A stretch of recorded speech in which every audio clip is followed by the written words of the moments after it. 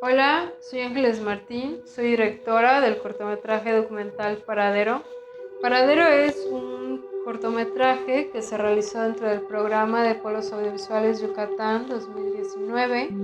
Se filmó a mediados del año pasado y ahí mismo fue donde conocí a parte del equipo de trabajo, que son el productor Francisco Arias, el fotógrafo Emanuel Tato, y ya de manera concurrente y externa se unió al equipo el compositor Diego Cano, quien se encargó de realizar el diseño sonoro para este proyecto.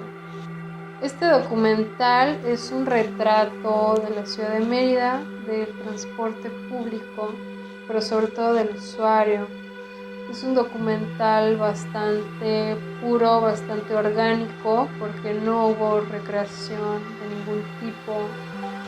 No tuvimos un personaje fijo, sino que las únicas constantes fueron los camiones y las calles donde están ubicados los paraderos.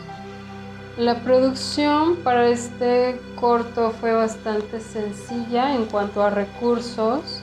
Sin embargo, teníamos este reto o esta desventaja de no poder predecir o anticipar cuál sería la reacción de las personas, tanto dentro como fuera de los camiones. No sabíamos si se sentirían invadidos por la cámara. Fue un proceso que requirió de muchísima paciencia, de mucha observación, de grabar muchas horas en un mismo espacio. El estar pendientes de si pasaba algo que valiera la pena filmar, de no perderse alguna toma interesante. Este para mí fue un primer acercamiento a la obra audiovisual. Como artista, el reto era traducir mi visión a un formato nuevo.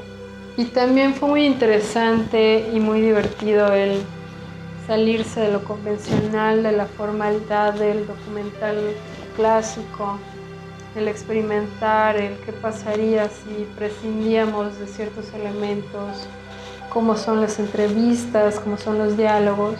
Y creo que el producto final fue una mirada bastante honesta sobre cómo se vive realmente esos momentos de reflexión que se dan de manera natural, en los que te pierdes completamente dentro del camión o haciendo filas durante varios minutos. También fue una oportunidad de hacer conciencia de cómo experimentan los demás estas dinámicas del transporte.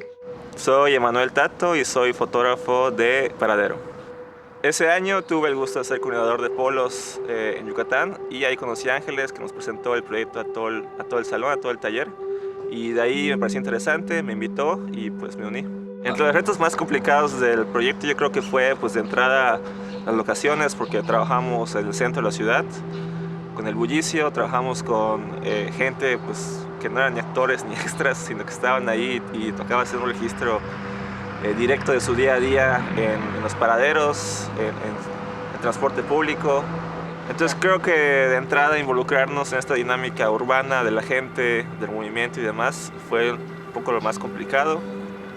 Y secundariamente yo creo que lo más complicado pues fue los horarios del mundo. De por sí en una producción pues atender horarios y llamados suele ser complicado, pero en este caso pues dependíamos del horario del mundo y no de los nuestros. Entonces era importante atender a ciertas actividades, ciertos eventos que sucedían en determinados tiempos, y pues llegar y cubrirlos pues era otro reto importante.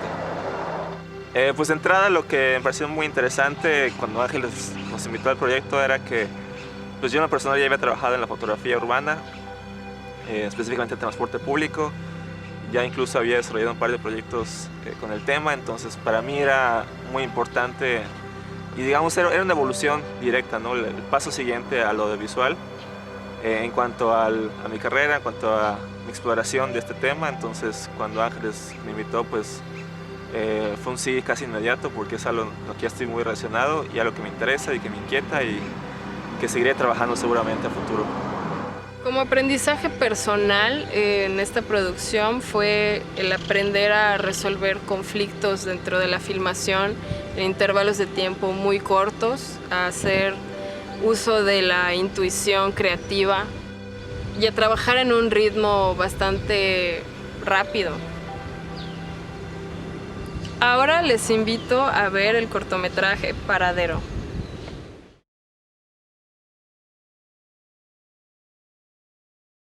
Juntos transformemos Yucatán. Gobierno del Estado.